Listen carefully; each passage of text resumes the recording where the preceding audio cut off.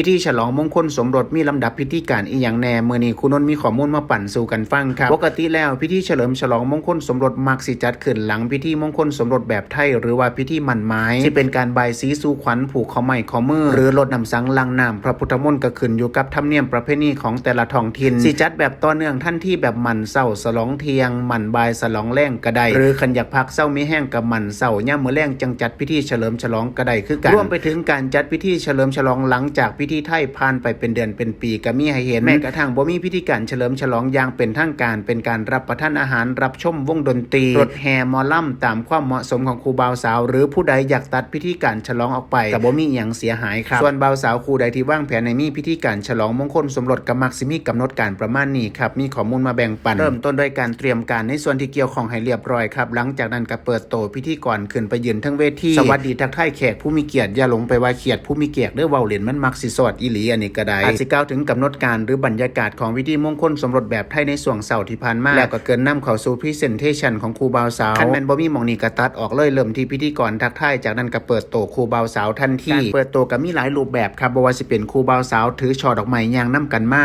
คุณพ่อคุณแม่มาส่งให้เจ้าบ่าวไปรับอยู่ตรงกลางหรืออาจสิมีซุ่มบ่แม่นซุ่มกระบี่เด้ครับเพราะว่าเป็นนายรอยหอยกระบี่อาจสิเป็นซุ่มไม้เรียวคันเป็นคุณครูซุ่มดาบสตาร์วอคันแม่นมักเบิ่งการ์ตูนเบิ่งหนังก็ว่ากันไปบ่มีผิดมีเพี้ยนครับเพราะนี่คือพิธีเฉลิมฉลองจากนั้นบ่าวสาวกับปรากฏตัวทั้งเวทีครับเรียนเชิญคุณพ่อคุณแม่ทั้งสองฝ่ายขึ้นไปทั้งเวทีคือกันจากนั้นเรียนเชิญท่านประธานได้ไปของมาลัยมงคลกล่าวอวยพรนำดื่มฉลองครับพอแต่ประธานกล่าวอวยพรเสร็จครูบ่าวสาวก็มอบของที่ระลึกให้กับเพิ่นต่อมาก็เรียนเชิญคุณพ่อคุณแม่ทั้งสองฝ่ายหรือว่าตัวแทนได้กล่าวขอบคุณแขกผู้มีเกียรติทุกท่านรวมไปถึงกล่าวอวยพรให้ลูกสาวลูกชายหลังจากคุณพ่อคุณแม่กล่าวอวยพรแล้วครูบ่าวสาวก็สิมอบของที่ระลึกซึ่งนิยมเป็นมาลัยก่อนมอบแด่คุณพ่อคุณแม่จากนั้นก็เรียนเชิญเพิ่นลงไปพักยังที่นั่งรับรองและช่วงนี้สามารถเพิ่มสปีดของบุคคลสำคัญเพื่อนหรือว่าผู้บังคับบัญชาเขามาได้แต่ก็อย่าโดนเกินไปครับเพราะว่าพิธีการมันสิยืดเยื้อโพดบุคคลสำคัญกล่าวครบเบิดแล้วพิธีกรก็สิสัมภาษณ์ครูบ่าวสาวเล็กน้อยเข้าสู่ช่วงการเฉลิมฉลองครับการเฉลิมฉลองก็สามารถเลือกได้ว่าสิเป็นการจุดเทียนชัยตัดเค้กริ้นแชมเปญรวมไปถึงการรดน้ำต้นไม้ซุมื้อนี้มีฮอดกินหมูกระทะรดน้ำชาไทยก็ว่ากันไปหลังจากนั้นครูบ่าวสาวก็สิได้ส่งต่อความรักเป็นการโยนช่อดอกไม้หรือว่าดึงริบบิ้นก็ว่ากันไปสุดท้ายอีหลีครับบ่าวสาวก็สิใส่ช่วงเวลาในการกล่าวขอบคุณแขกผู้มีเกียรติทุกท่านที่มาร่วมงานหลังจากนั้นพิธีกรก็ลาเวทีเรียนเชิญแขกผู้มีเกียรติทุกท่านรวมบันทึกภาพกับครูบ่าวสาวบริเวณแบ็คดรอปพยายามอย่าไปถ่ายรูปอยู่โต๊ะจีนเด้อครับมันสิเห็นกลางป่าแท่นวิว